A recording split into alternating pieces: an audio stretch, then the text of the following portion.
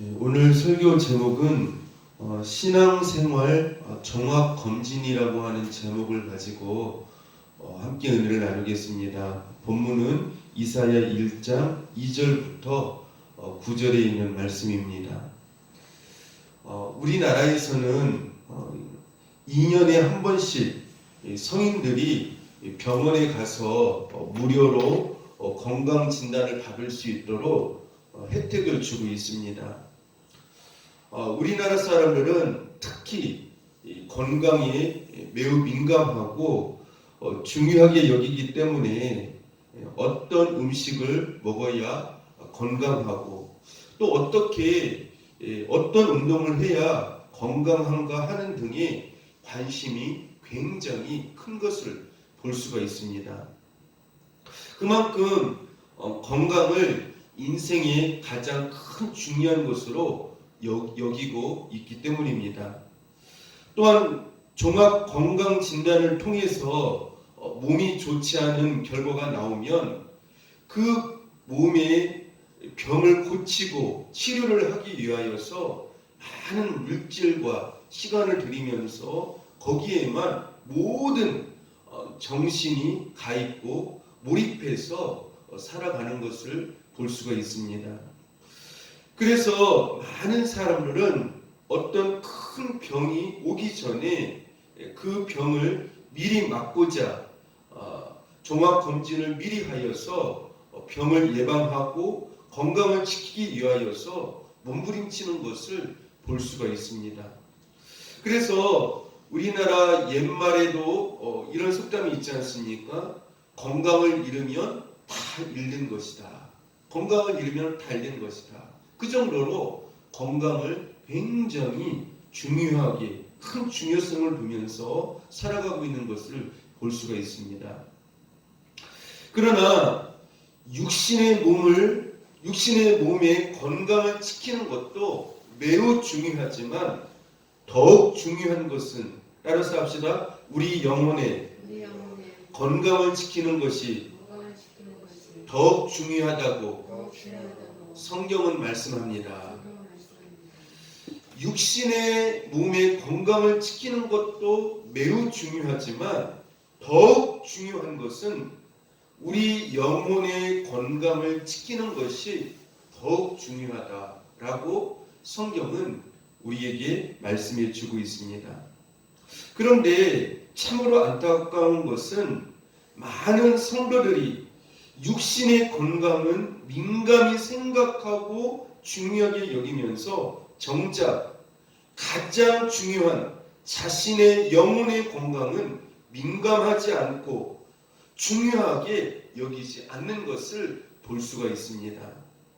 자기 영혼의 건강이 어떠한지 영적인 의사이신 예수님께 종합검진을 받아야 함에도 불구하고 그 종합검진을 받지 아니할 뿐만 아니라 또한 자기의 영혼이 큰 병에 걸려서 매우 심각한 상태에 있음에도 불구하고 무감각한 상태에서 아무렇지도 않게 삶을 살아가고 있는 그런 성도들이 의외로 많다라고 하는 데에 문제의 심각성이 있다라고 하는 것입니다. 여러분의 영혼의 건강 상태는 어떠하십니까? 하나님 보시기에 여러분의 영혼이 건강하십니까? 아니면 병에 걸려 있습니까? 이 시간 말씀을 통해서 영적인 정확한 진단을 해보시고 영적인 영혼의 건강을 치료받고 회복되어지시는 축복의 시간이 될 수 있기를 바랍니다. 오늘 본문 2절 말씀에 보면은요, 하나님께서 이렇게 말씀을 하십니다. 하늘이여 들으라, 땅이여 귀를 기울이라.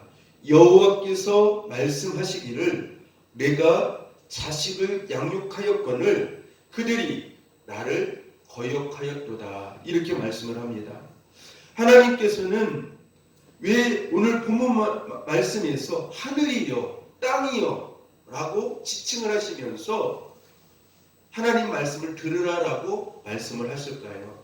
그 이유가 있습니다. 왜냐하면 택한 하나님의 백성들이 하나님의 말씀에 귀를 기울이지 않고 듣지 아니하니까 하나님께서 너무나도 답답하시고 그의 마음이 힘드신 것입니다. 그래서 하나님께서는 하나님의 백성들, 이스라엘 백성들이 하나님의 말씀에 귀를 기울이지 않고 듣지 아니하니까 어디를 향해서 말씀하십니까? 하늘이여 들으라, 하늘이여 들으라, 땅이여 들으라, 이렇게 말씀하고 계시다라고 하는 것입니다.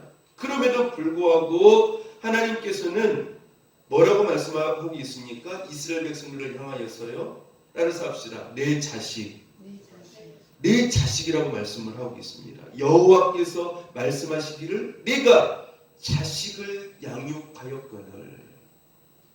하나님의 말씀에 귀를 기울이지도 않고 듣지도 않는 이 백성들을 하나님께서는 보시면서 여전히 뭐라고 말씀을 하고 있습니까? 내가 자식을, 내 자식이다라고 말씀을 하고 있습니다. 그러니까 하나님의 은혜가 계속해서 이스라엘 백성들에게 흐르고 있는 것을 볼 수가 있습니다. 여러분들 여기에서 이 자식이라고 하는 이 단어요. 하나님께서 내가 자식이다라고 이렇게 말씀을 하고 내가 내 자식을이라고 말씀을 하고 있지 않습니까? 하나님께서 특별히 2절에서 이스라엘 백성들에게 향한 두 가지의 이 사랑의 단어가 여기에 들어있는 것을 볼 수가 있습니다. 첫 번째는 무엇입니까? 자식이라고 하는 단어예요. 두 번째는 어떤 단어입니까? 양육이라고 하는 단어예요. 하나님의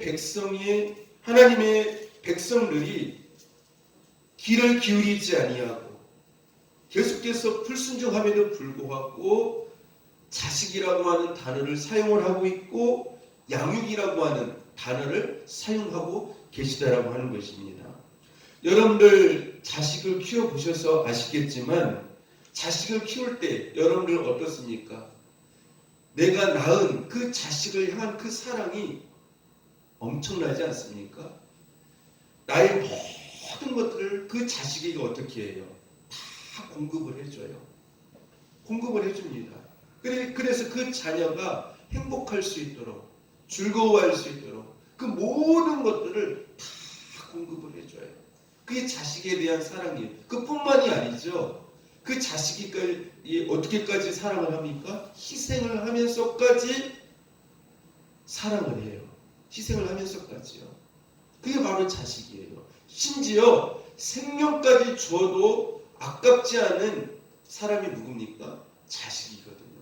그래서 여기서 이 자식이라고 하는 이 단어는 하나님의 그 크신 그 사랑이 내포된, 포함된 그러한 단어이다라고 말씀을 드릴 수가 있습니다. 그래서 여기서 이 자식이라고 하는 이 단어 속에는 하나님의 그 무궁한 사랑을, 그 엄청난 사랑을 이스라엘 백성들에게, 하나님의 백성들에게 베푸셨음을 말씀을 하고 있습니다. 그러시면서 뭐라고 말씀하고 있습니까? 내가 내 자식을 어떻게 하였거늘요?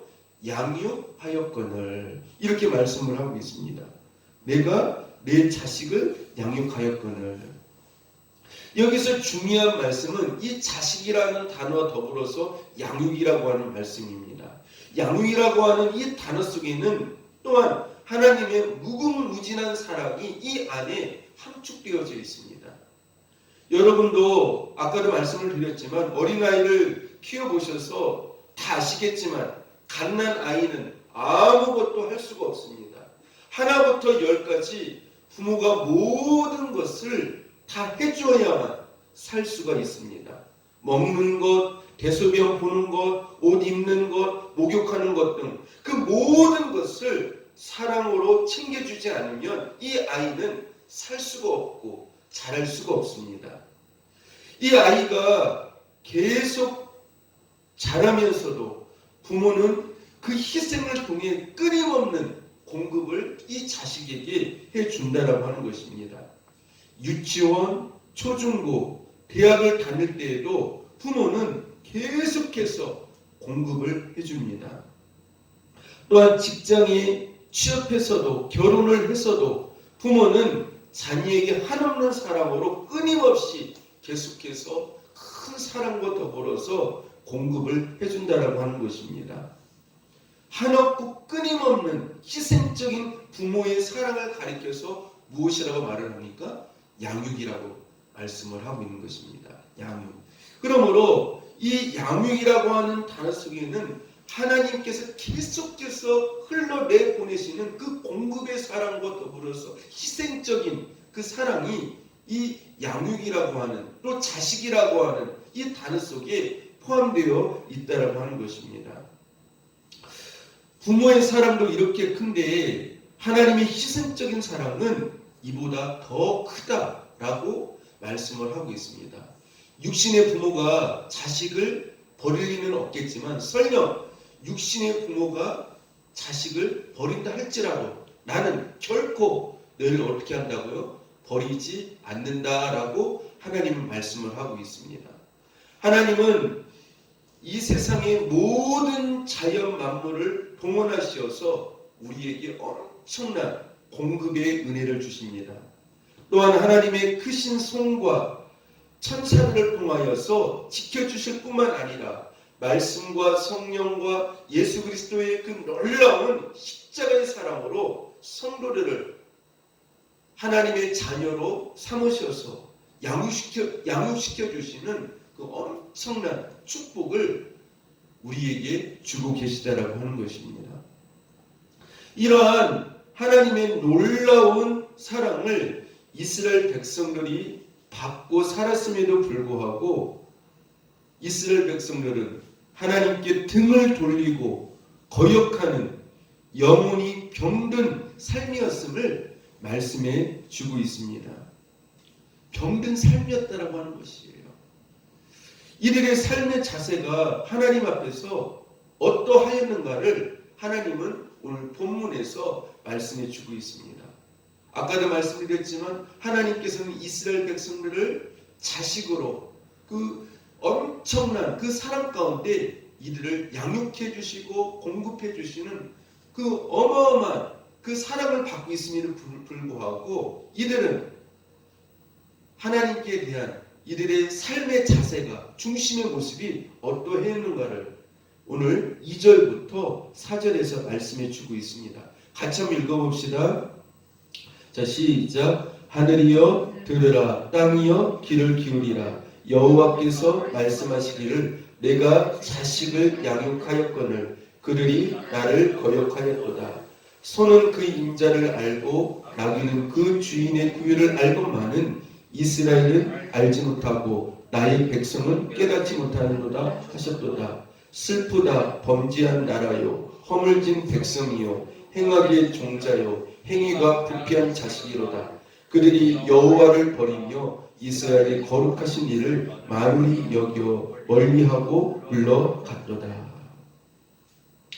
이스라엘 백성들은 하나님의 풍성한 공급하심의 은혜와 지켜주심의 은혜와 희생적인 사랑을 받았음에도 불구하고 마치 공기가 굉장히 중요하다는 것을 우리가 알고 있지 않습니까? 없으면 안 된다라고 하는 것을 알고 있어요. 그럼에도 불구하고 마치 공기의 소중함과 은혜를 모르고 사람들이 무감각하게 살아가듯이 이스라엘 백성들은 하나님의 사랑을 전혀 깨닫지 못하는 무감각한 삶을 살 뿐만 아니라 하나님을 거역하고 하나님께 등을 돌리고 하나님을 만홀히 여기며 하나님을 멀리 떠나는 큰 죄를 지었다라고 말씀을 하고 있습니다. 다시 말씀드리면 이들이 영적으로 큰 병에 걸려 있다라고 말씀을 하고 있습니다. 우리는 이 말씀에서 이스라엘 백성들의 무서운 영적인 병 두 가지를 깨달을 수가 있습니다. 첫째는 하나님은 무한한 사랑으로 이스라엘 백성들을 사랑하고 양육하셨지만 이스라엘 백성들은 따라서 합시다. 그 사랑을 잘 느끼지 못하고 깨닫지 못하는 큰 영적인 병을 가지고 있었습니다. 다시 말씀드리면 아까도 말씀을 드렸지만 공기의 그 소중함, 그 공기가 없으면 안 된다라고 하는 것은 많은 사람들이 알고 있어요. 그러나 우리가 공기의 은혜를 알아요, 몰라요? 잘 몰라요.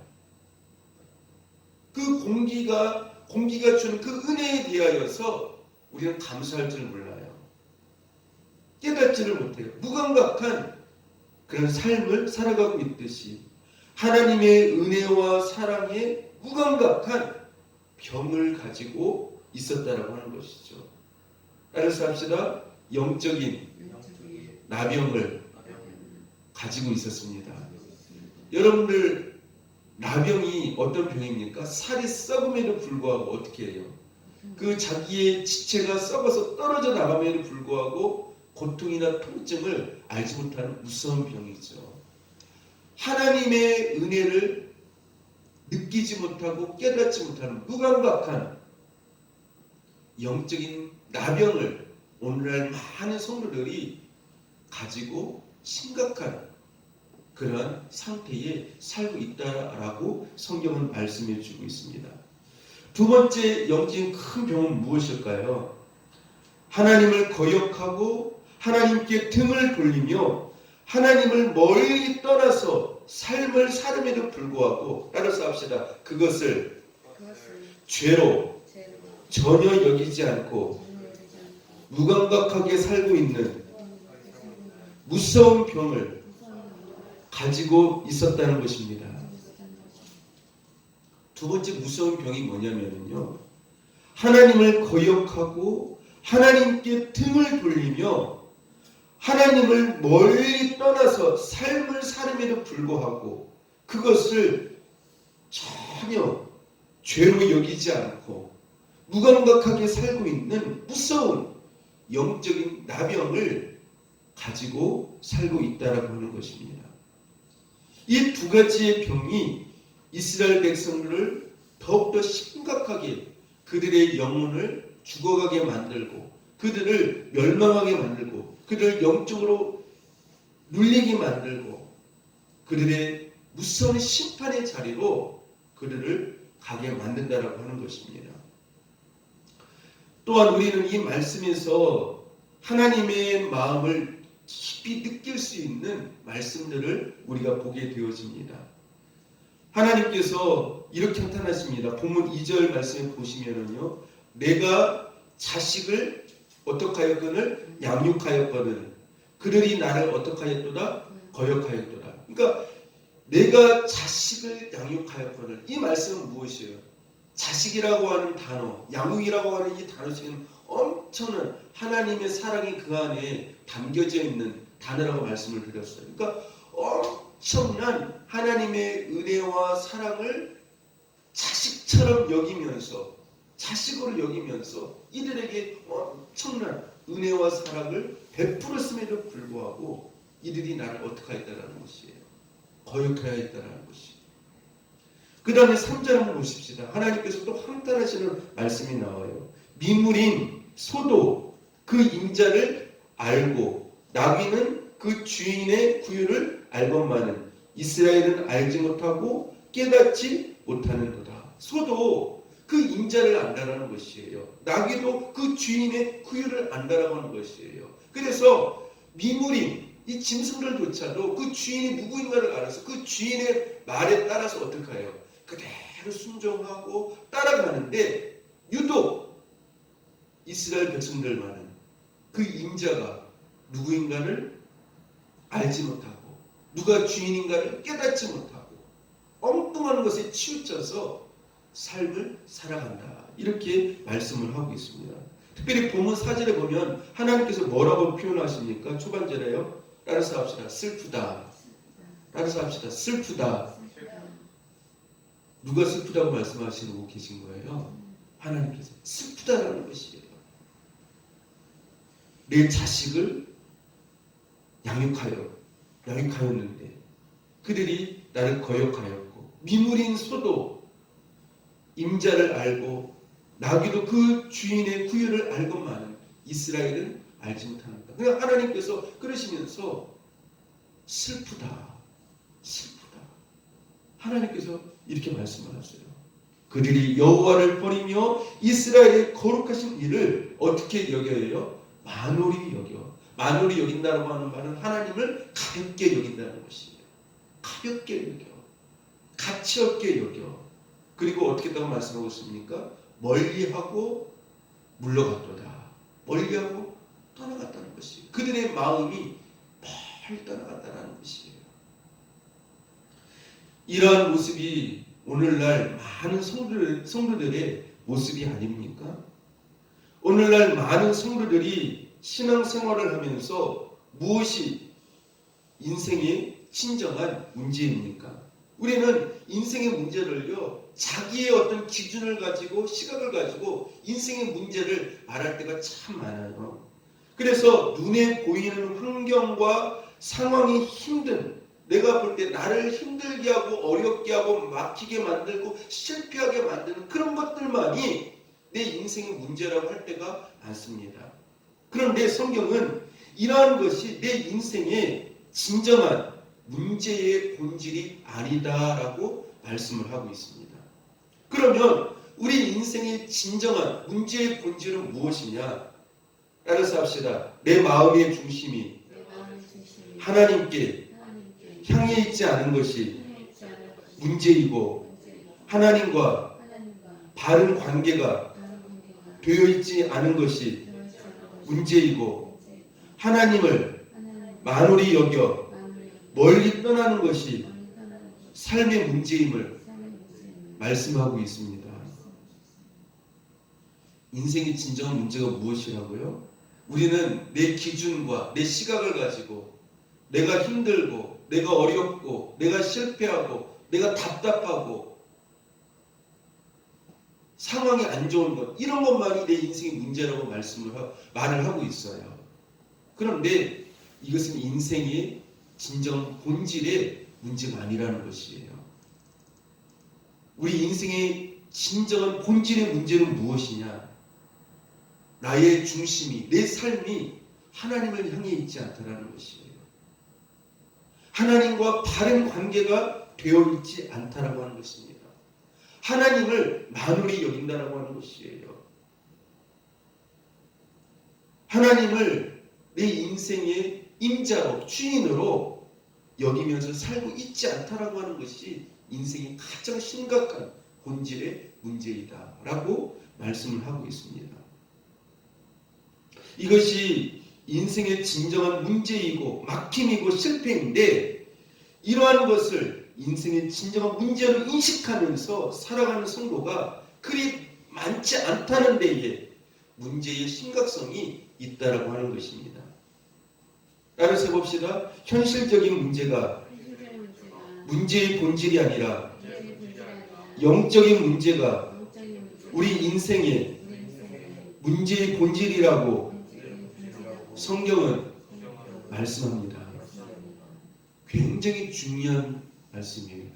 우리는 현실적인 문제가 인생의 문제라고 말을 하잖아요. 내 시각과 내 가치관의 어떤 기준을 가지고 나를 힘들게 하는 것, 나를 답답하게 하는 것, 실패하는 것, 그 현실적인 문제가 문제라고 말을 하면서 나아가는 삶을 살 때가 많은데, 성경은 그렇지 않다는 거예요. 인생의 본질적인 정말 심각한 그 문제가 무엇이냐? 영적인 문제라는 것이에요. 우리의 인생의 문제의 본질은 바로 영적인 문제다, 이렇게 말씀을 하고 있습니다. 따라서 현실적으로 형통하여도, 세상적으로 성공하는 삶을 살아도, 따라서 합시다. 영적으로 문제가 있으면 그 인생은 큰 문제를 갖고 있는 인생입니다. 알아야 돼요. 꼭 알아야 돼요. 우리는 영적인 본질적인 그 인생의 문제에 대하여서, 영적인 문제에 대해서 많이 고민하는 성도들을 그렇게 많이 보지 못했어요. 현실적인 문제, 답답하고 힘들고 현실적으로 세상적으로 실패하는 그런 문제를 가지고 고민하면서 고통스러워하는 성도들은 많이 봤지만 영적인 본질적인 문제, 하나님과의 그 관계가 잘못되었음을 놓고 고통스러워하고 아파하고 하나님을 향해서 내 마음이 있지 아니하는 그것을 놓고 힘들어하는, 또 말씀에 불순종함으로 인해서 힘들어하는 그런 성도들을 많이 보지를 못했어요. 그게 사실은 큰 문제인 대로 말입니다.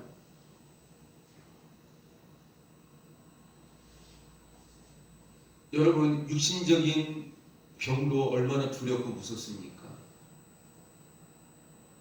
영적인 큰 병을 가지지 않기를 바랍니다. 근데 더 안타까운 것이 있어요. 무엇이냐면은, 따라서 합시다. 영적인, 큰 소리로요. 영적인 큰 병을 가지고 있음에도 불구하고 그것을 문제라고 느끼지 못하고 깨닫지 못하는 것이 더 큰 문제입니다. 그러니까 현실적인 자기 앞에 있는 여러 가지 문제들은요, 문제라고 깊이 인식을 해요. 그것 때문에 고민을 하고 어떻게 해결할 수 있을까? 자문을 구하고 사람을 찾아가고 상담도 하기도 하고 그렇게 해요.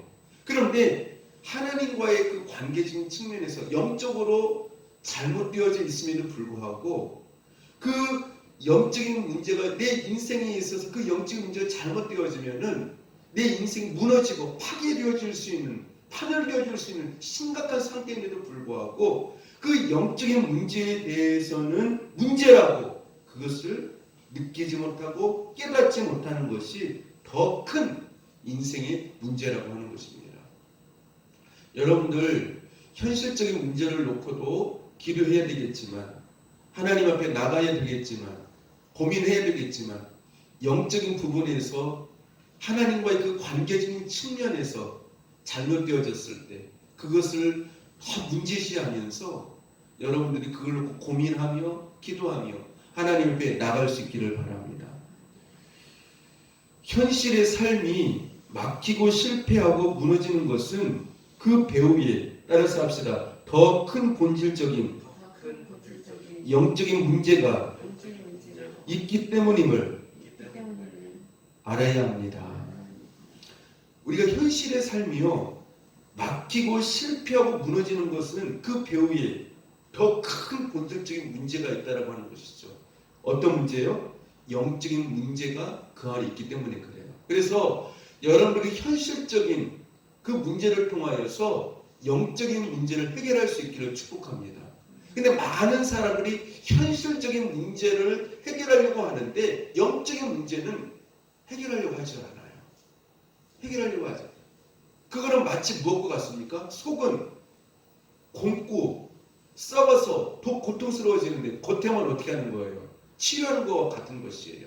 그러니까 그 안에 그 내부를 치료를 해야 되는데 그 내부를 치료하지 아니하고 외부만 치료하는 것과 같다라고 하는 것입니다. 그래서 여러분들이 현실의 삶이 막히고 실패하고 무너질 때, 그때에 그 앞에 그 내면에 깊이 뿌리로 잡고 있는 영적인 부분을 여러분들이 살펴볼 수 있기를 바랍니다. 그래서 그러한 부분들을 여러분들이 치료받고 또 그 영적인 문제가 해결되어져서 여러분의 현실적인 문제까지도 해결되어질 수 있는 저와 여러분이 될 수 있기를 축복합니다. 그것을 오늘 본문에서 구체적으로 말씀해 주고 있습니다.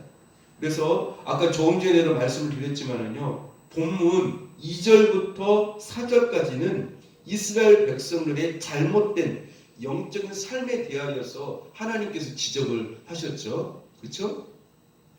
자, 우리 2절부터 4절 말씀 하나님께서 영적으로 지적하신 것 다시 한번 읽어보도록 하겠습니다. 자, 시작. 하늘이여 들으라, 땅이여 귀를 기울이라. 여호와께서 말씀하시기를 내가 자식을 양육하였거늘 그들이 나를 거역하였도다. 소는 그 임자를 알고 나귀는 그 주인의 구유를 알건만은 이스라엘은 알지 못하고 나의 백성은 깨닫지 못하는도다 하셨도다. 슬프다 범죄한 나라여, 허물진 백성이요, 행악의 종자요, 행위가 부패한 자식이로다. 그들이 여호와를 버리며 이스라엘의 거룩하신 이를 만홀히 여겨 멀리하고 물러갔도다. 이렇게 말씀을 하고 있습니다. 그래서 하나님께서 먼저 이스라엘 백성들의 영적인 진단을 하고 계시죠. 너희들이 이렇게 이러한 부분에서 영적으로 병들고 너희들이 영적으로 잘못되어졌다. 그러므로 인해서 여러분들 5절부터 9절까지는요.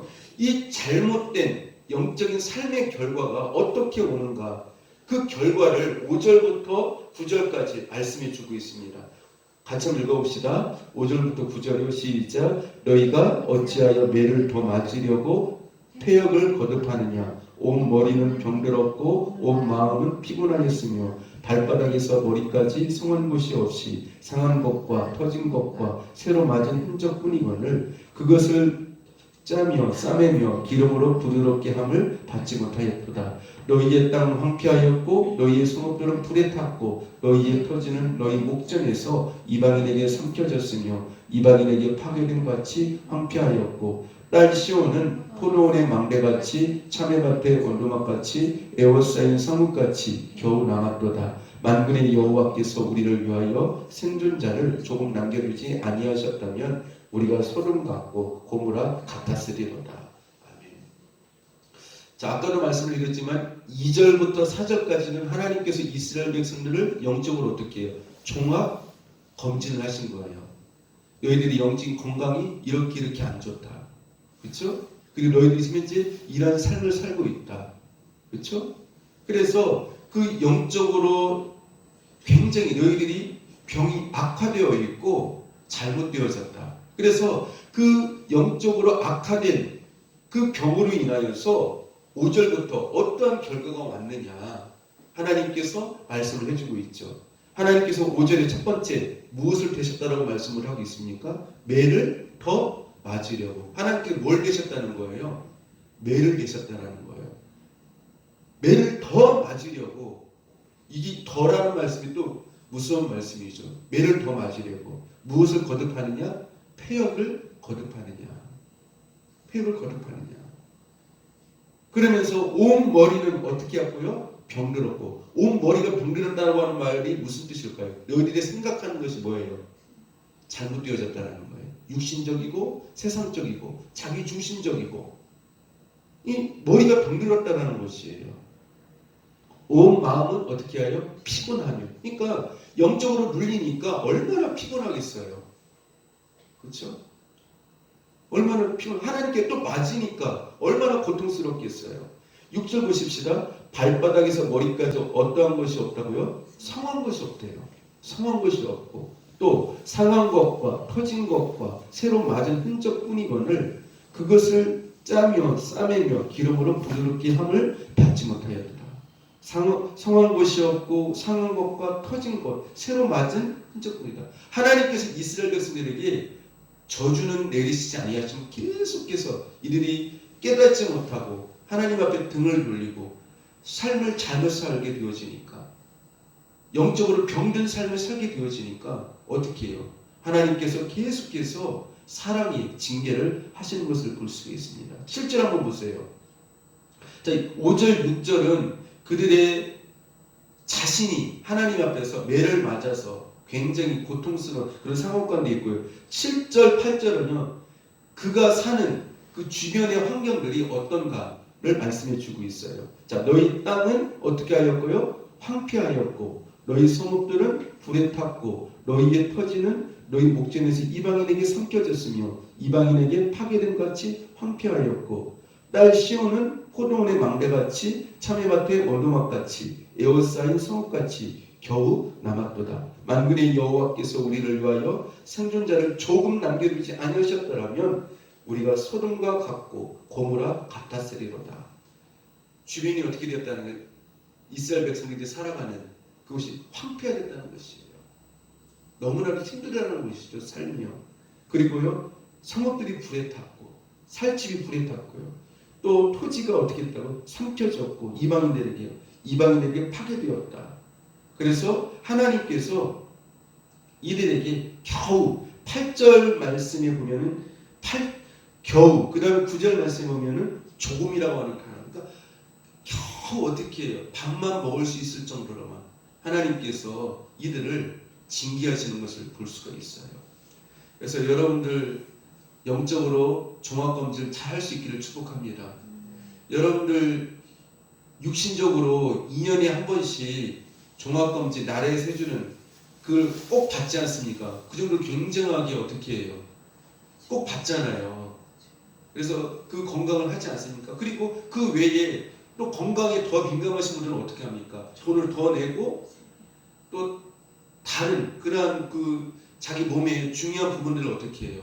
검진을 하잖아요. 그만큼 자기 건강에 대해서 굉장히 민감한 사람들이 많아요.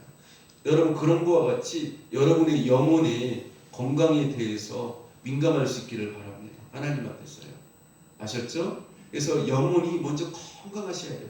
영혼이 건강하다는 말은 다른 말로 말하면 하나님과 바른 관계라는 것이에요. 따라서 합시다. 하나님과의 바른 관계. 그게 바로 뭐예요? 영적으로 건강하다는 것이에요. 하나님이 나를 보실 때 어떠한 모습이에요? 보시기에 좋은 상태, 기뻐하시는 상태. 그것이 바로 내가 영적으로 건강한 상태라고 하는 것이죠. 그러므로 성경은 우리에게 가장 중요한 말씀을 하십니다. 히브리서 3장 한번 펴볼까요? 히브리서 3장 15절이요. 우리 한번 찾아보도록 해보겠습니다. 히브리서 3장 15절이요. 같이 한번 읽어봅시다.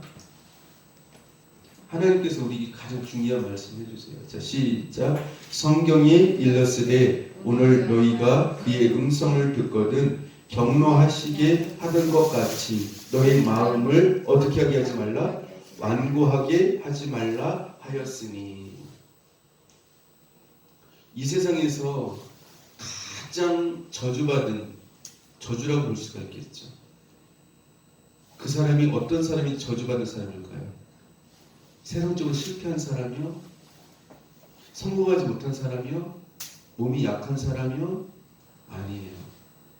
성경은 그런 사람들을 가리켜서 실패한 사람들이라고 말씀하고 있잖아요. 저주받은 사람이라고 말씀하고 있잖아요. 어떤 사람들이 저주받은 사람들이에요? 완고한 사람들. 우리가 성경에 보면 완고한 사람들이 나오죠. 특별히 여러분들 누굽니까?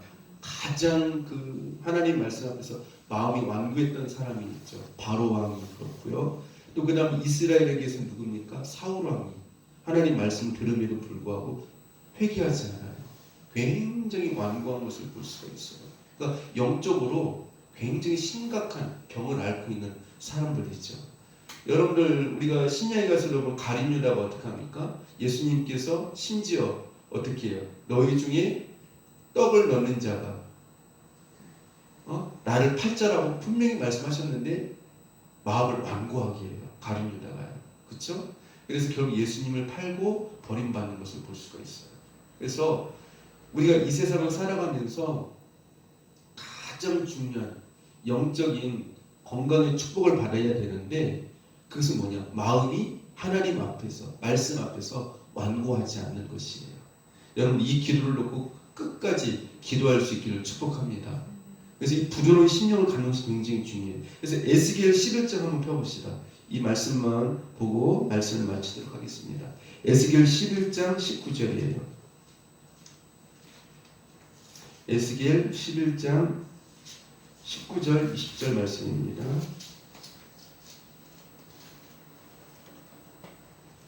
같이 한번 읽어봅시다. 자, 시작.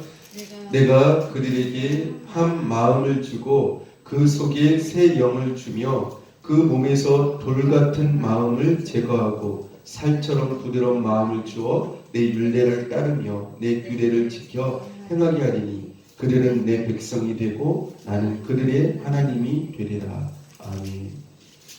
내가 그들에게 어떤 마음을 준다고요? 한 마음을 주고. 한 마음이라고 하는 것은 온전히 어떻게 해요? 하나님만을 바라다보고 하나님만을 의지하고 하나님의 말씀을 그대로 받고 순종하는 그런 것이 바로 한 마음이죠. 왔다 갔다 하는, 세상을 바라보면 세상에 쏠리고 어떤 사람의 말을 들어보면 그 말이 옳은 것 같아가지고 거기에 쏠리고 치우치고 그런 이분된 나누어진 그런 마음이 아니라 한 마음, 오로지 하나님만을 바라보는 그 마음을 말하는 것이죠. 그 다음에 무엇을 주고? 새 영을 주며, 새 영을 바로 성령을 말하는 것이죠. 몸에서 무엇을 제거하고요? 그 몸에서 돌 같은 마음을 어떻게 하고요? 제거하고. 이게 굉장히 큰 축복이에요. 우리 속에 돌이 얼마나 많은지 몰라요. 그렇죠? 이 돌이 제거되어져야 돼요. 돌 같은 마음을, 살처럼 어떤 마음을 주어서요? 부드러운 마음. 그래서 우리가 이 세상을 살아갈 때 어떤 축복을 받아야 됩니까? 바로 이 에스겔서 11장 19절부터 20절에 있는 말씀의 축복을 우리가 받아야만 돼요. 그래서 여러분들이 참으로 여러분의 영혼이, 여러분의 마음이 건강할 수 있기를 축복합니다. 그래서 이 부분을 놓고 늘 기도하셔야 돼요. 강팍하게 되지 않도록, 완고하게 되지 않도록 내 마음이. 그게 가장 큰 중요한 기도 제목이에요. 우리가 이 세상을 살아가면서 세상적으로 어떠한 복을 받느냐보다 더 중요한 것이 이 마음의 축복을 받아야 됩니다.